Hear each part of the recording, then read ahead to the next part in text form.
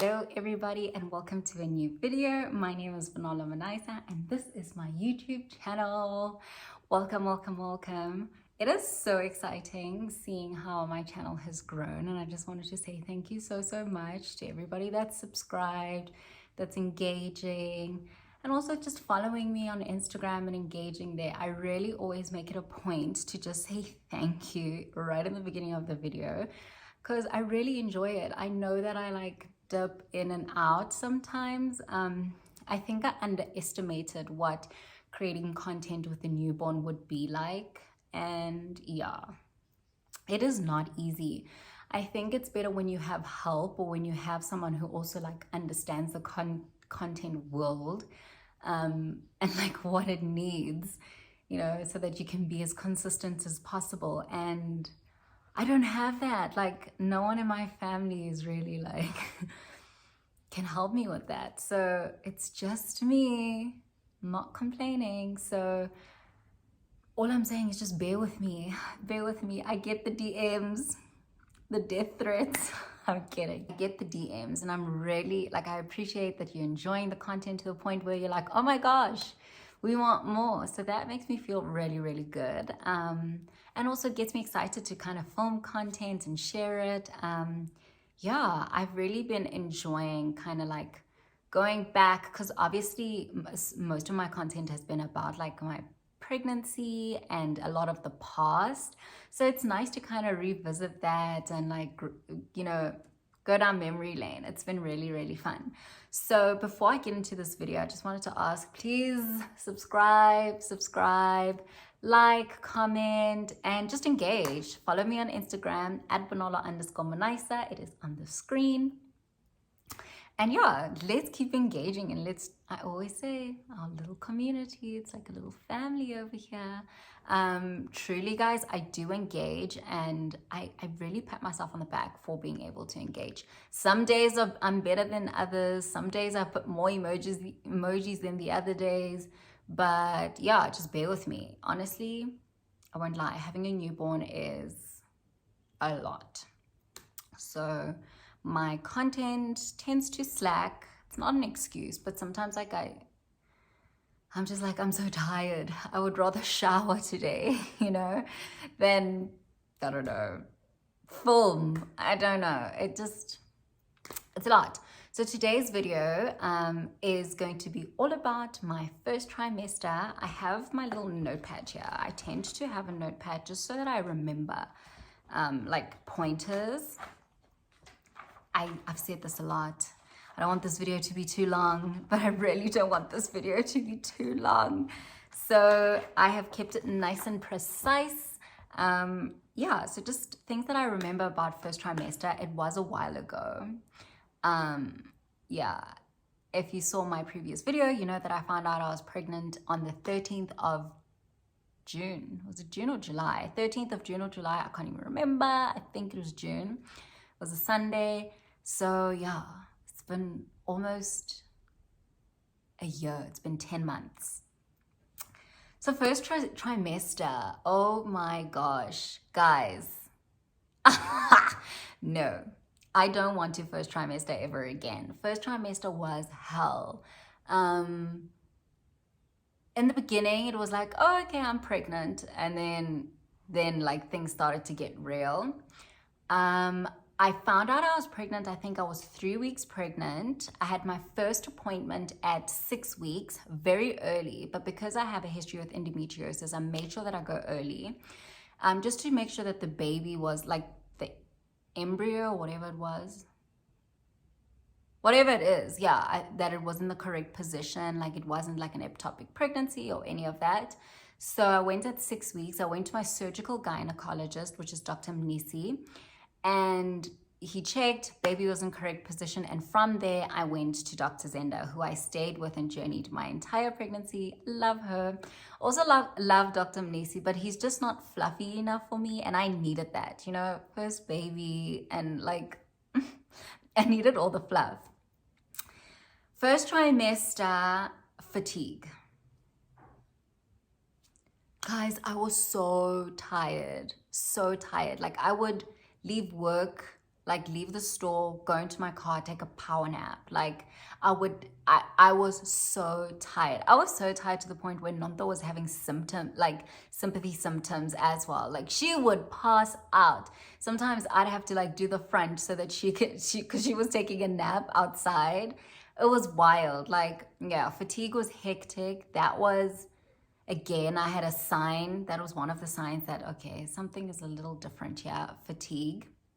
I was tired. I was like napping all the time, but not like, no, I wasn't even napping. I was sleeping, full on, dead on sleep. Like, get home and I'd take a good 2 hour sleep, 3 hour sleep, and I'd be dead. I actually thought, I remember at some point, Mpumi would call all the time, like, and call Nonto all the time. And every single time she'd call, I was sleeping. So I thought that would have been a dead giveaway to most people. Yeah, but that was one, like, sleep, like fatigue was hectic. 2, personal space. Like I wanted to just have, I didn't want to be around people. I didn't want to go out. I just wanted to be in my own space because I just felt like, oh, I think I was just drained. But also like people were just irritating. So I just wanted my personal space and to be my little cocoon and like snuggled up with Kiki and just chilling. Yeah, personal space. So I remember all these things because I actually took videos, which I'm still trying to figure out, should I post those videos?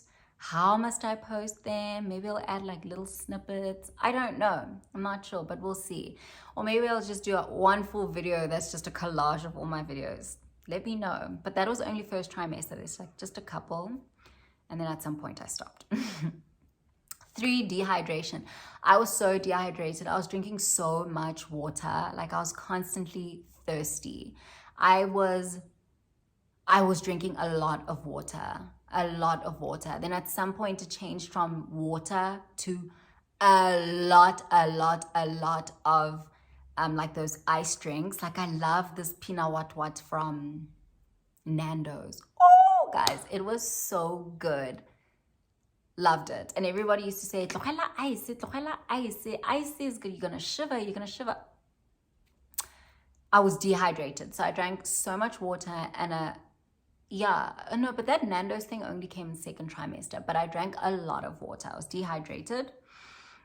Sensitive to smell. I didn't have food aversions yet. It's just, I could smell everything. Like I could smell your esophagus. I could just like, I was so sensitive to smell. Yeah, like, oh, being in the hair salon and then like when the ladies would blow out hair, I could smell every follicle of hair. It was nasty. Like I could smell people's scalps. Oh, it was the worst. Acrylic powder. Shoot me. Guys, I was so sensitive to smell. Not nauseous, but just like the smell would just be like, ew. No. So I was sensitive to smell. And then cravings / hunger. I had not minor cravings. I had a lot of cravings up until a certain point, like really, really early on, from like 4 weeks to like for 2 weeks, week 3 and 4, I had lots of cravings.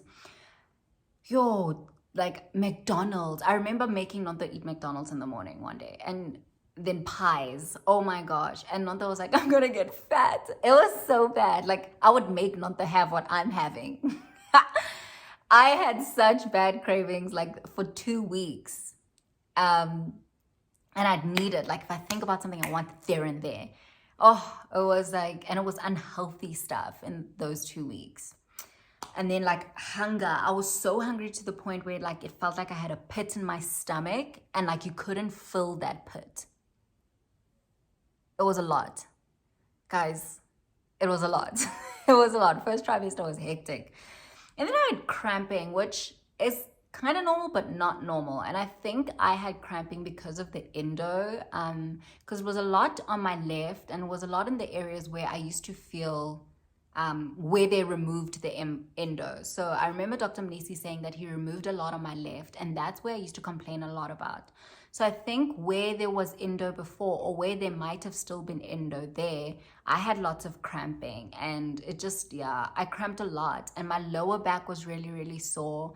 I actually used to complain about my lower back at the gym, and my trainer was even like, he was like, maybe you're not doing the exercise right. He even had to adjust my like routine. So I had lots of cramping, but all of that adjustment and complaining at the gym was just before knowing I was pregnant. And then I actually went and got a massage, and I didn't know I was pregnant before I went for another massage. But anyway,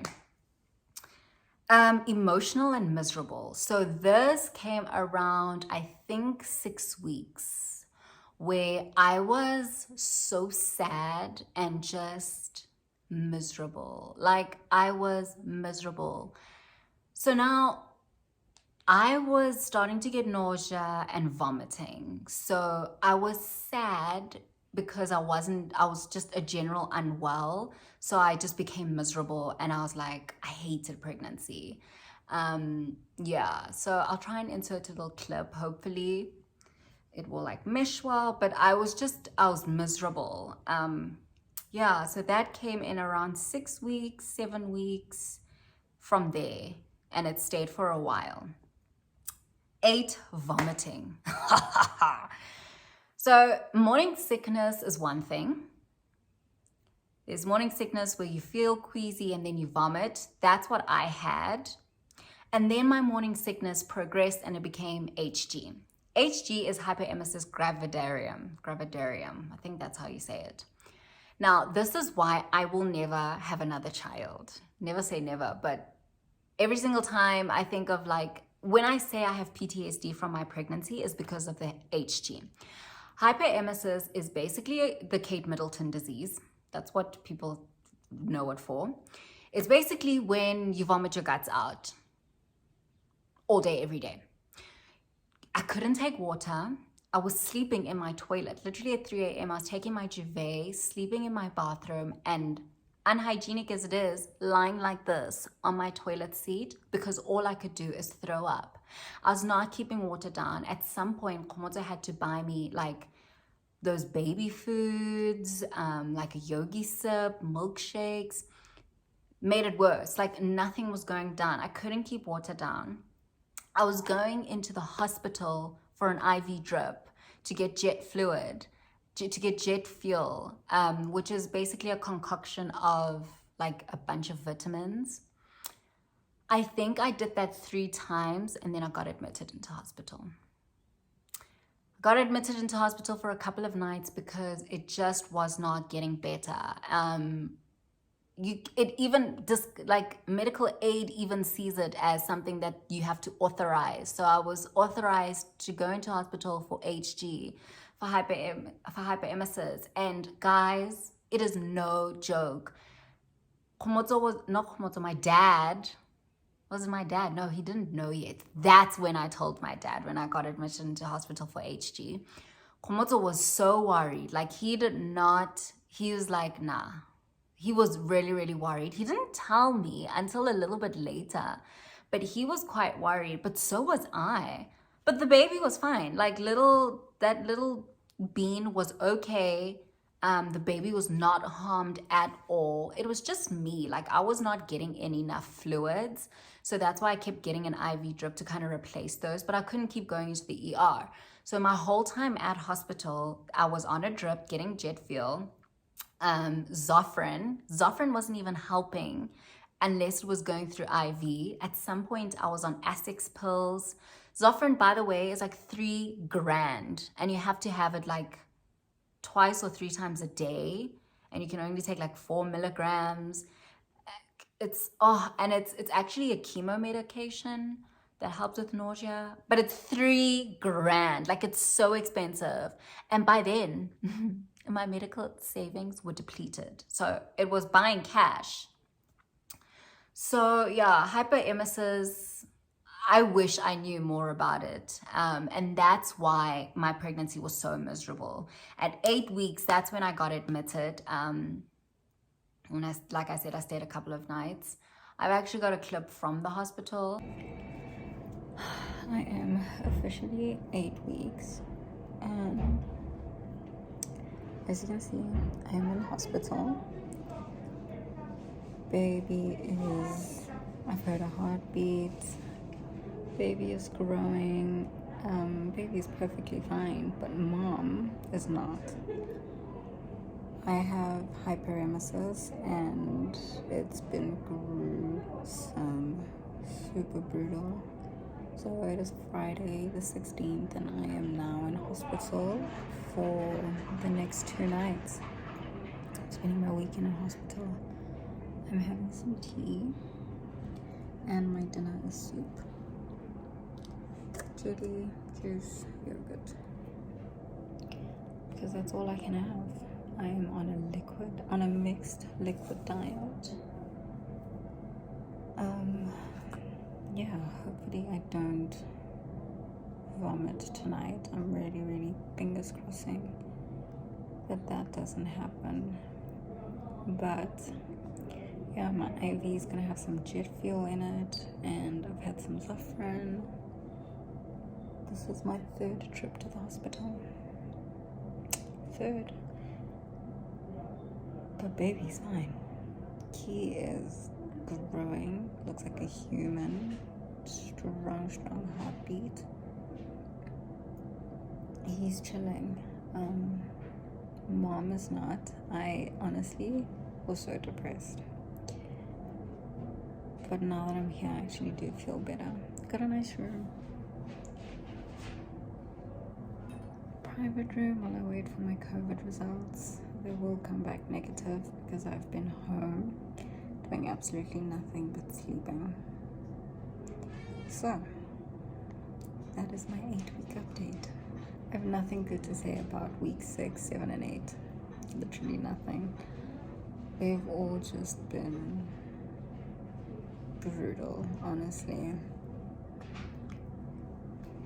What a scam. That's how I feel about pregnancy. It's the biggest scam on planet Earth. Oh, but I'm all smiles now because honestly it's because I'm on a drug and I am medicated.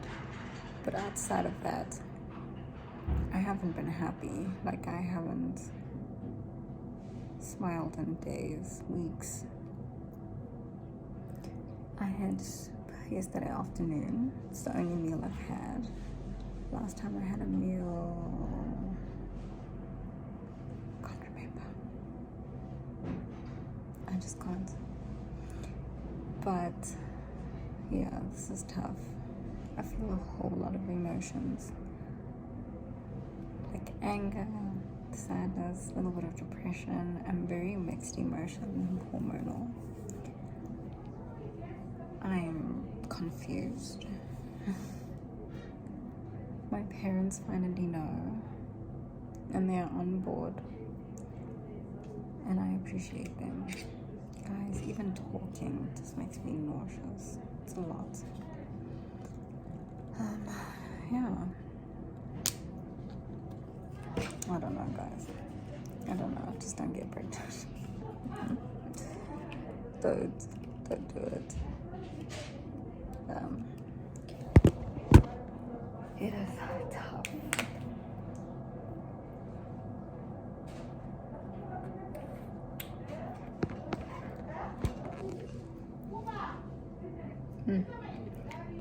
Not sure if I like that.